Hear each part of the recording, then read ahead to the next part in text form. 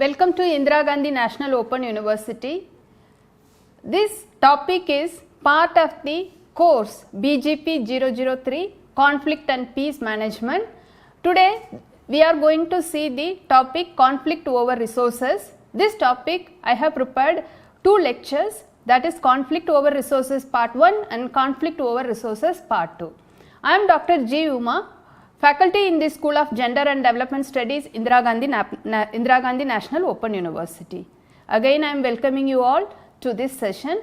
Before we get into this topic, let us see the aims and objective of this session.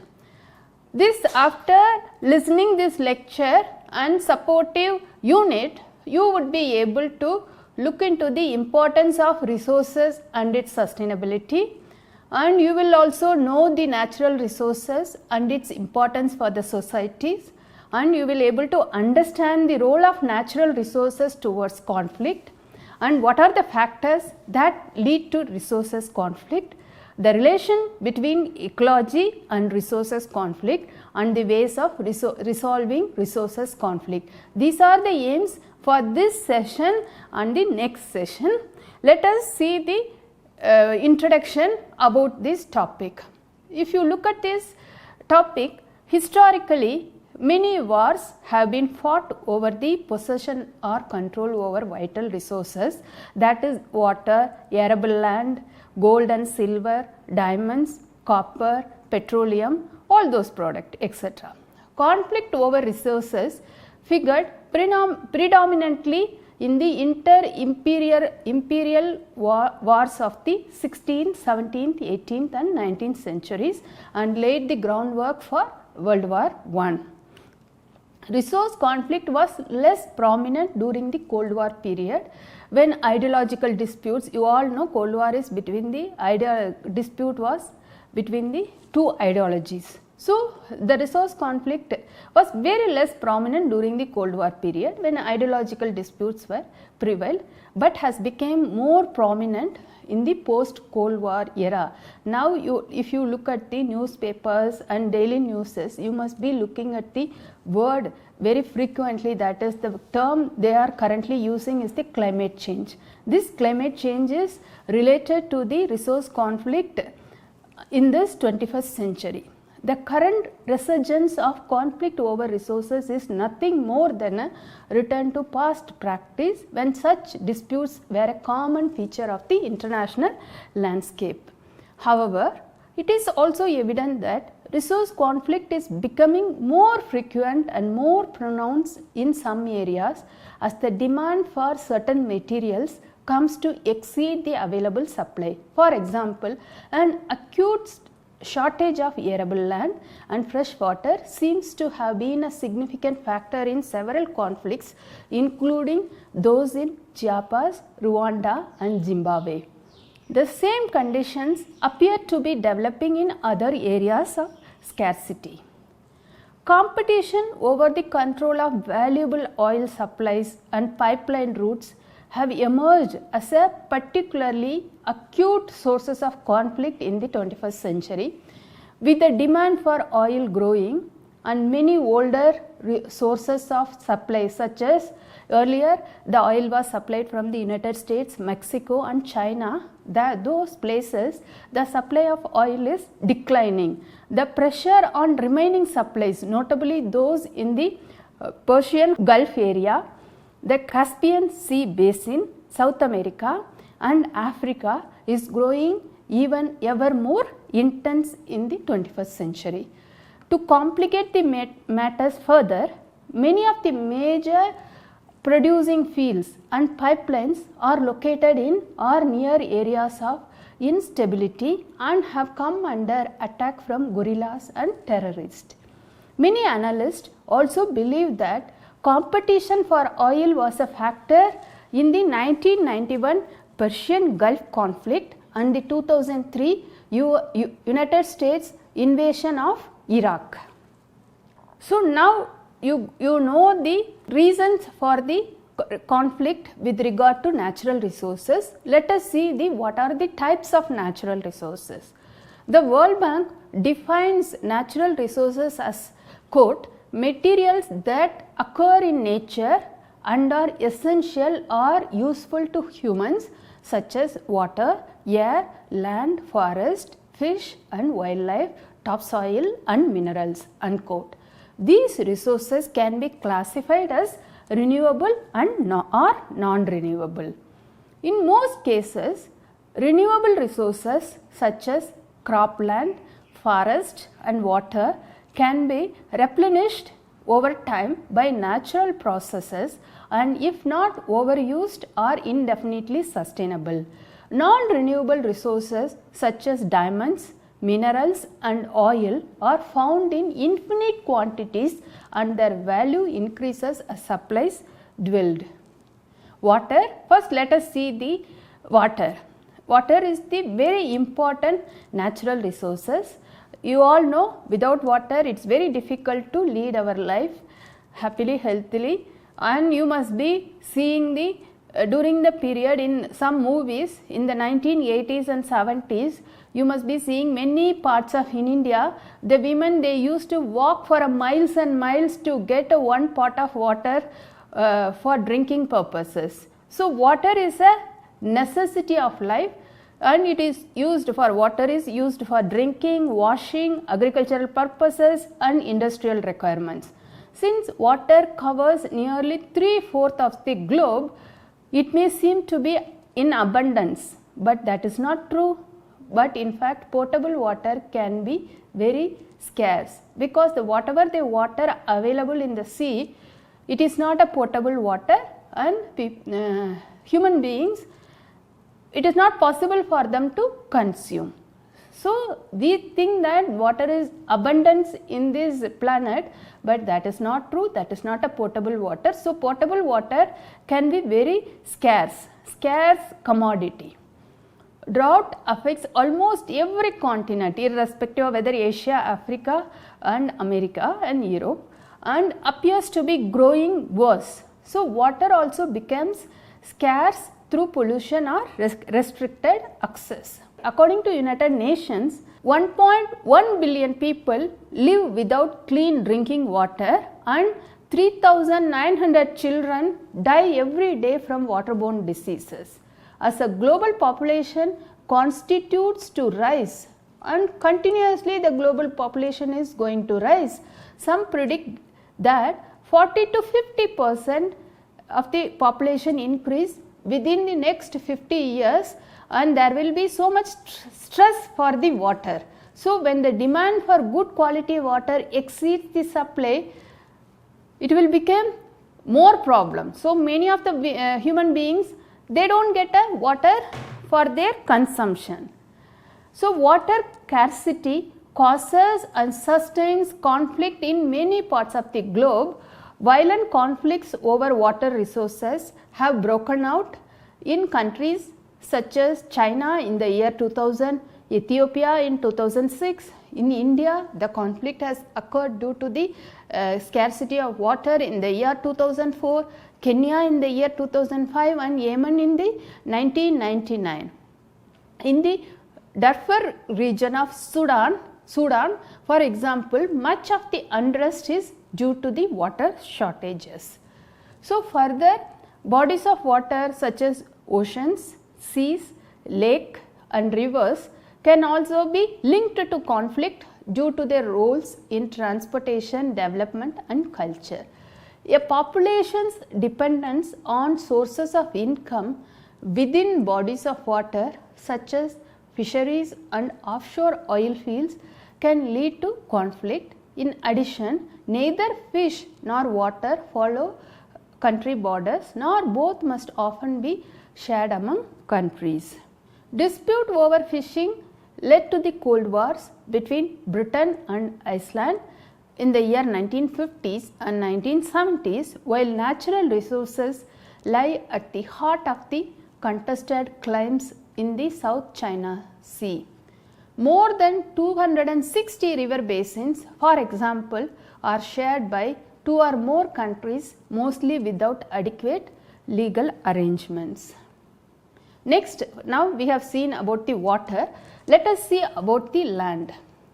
Because of population growth and environmental degradation, land that can be used for personal, industrial and agriculture purposes are becoming increasingly scarce. Possession of land result in access to many other resources such as minerals, timber and animals, and land therefore often holds high economic value. In addition, communities often have a strong emotional and symbolic attachments to land and the resources on it. It is easy to see why competition for control of valuable land, including issues of government authority and regulation, can cause or sustain conflict. Traditionally, most wars have been fought over control of land. For example, Ecuador and Peru have fought several wars over their disputed border. Besides, violent conflicts over land has occurred in Inching, East Timor, Kosovo, Rwanda and Tajikistan and in the recent past. Next, first we have seen the water, then land. Next, let us see about the timber.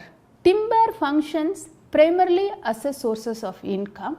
As in the case with water, timber is an increasingly scarce resource. Although forests cover 30% of the world's land area, 46% of the old growth forests have already been destroyed.